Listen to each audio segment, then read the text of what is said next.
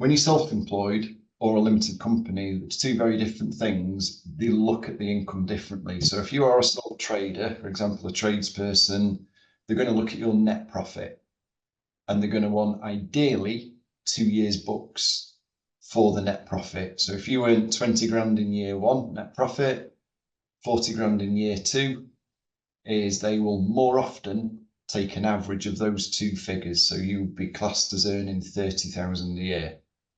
Now, some lenders will allow us to use the latest year, so 40 grand, if it makes sense.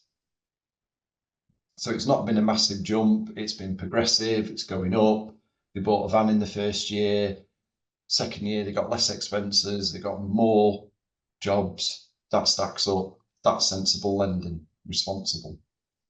If you are a limited company, and you can be a one-person limited company like me, is to look at your salary and your dividends, and they'll work the same again. So they will take an average of year one, year two, or if it makes sense, some lenders will let us use the latest year's salary and dividends. Now we can take that stage further, is with a limited company, I've always got a pen in my hand, lenders can look at your retained net profit. So if you've not took every single penny out of that net profit, of your retained profit to pay dividends and that kind of thing, if it makes sense, they will look at it. So very much it's having that quiver of arrows to see where can we steer this?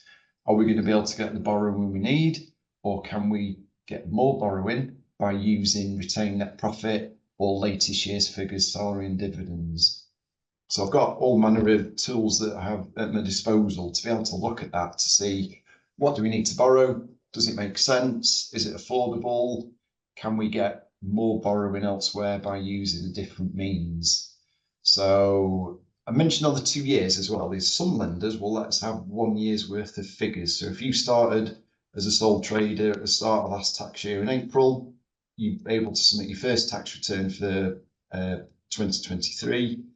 Is if you were an employed bricklayer before and you've gone out on your own and you've done 1 year's worth of books, is they'll look at that because you've got experience within the field, you broke even, you're going to continue the lend on that if it makes sense. So if you were a bricklayer employed before and you go to be a self-employed dentist, they're probably not going to allow that borrowing. It's not responsible, because are you good at your job?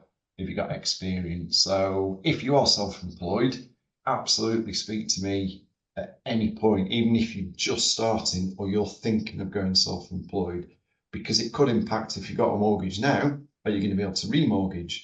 Or if you plan to move next year and you're planning on going self-employed in 6 months, we're going to stick ourselves.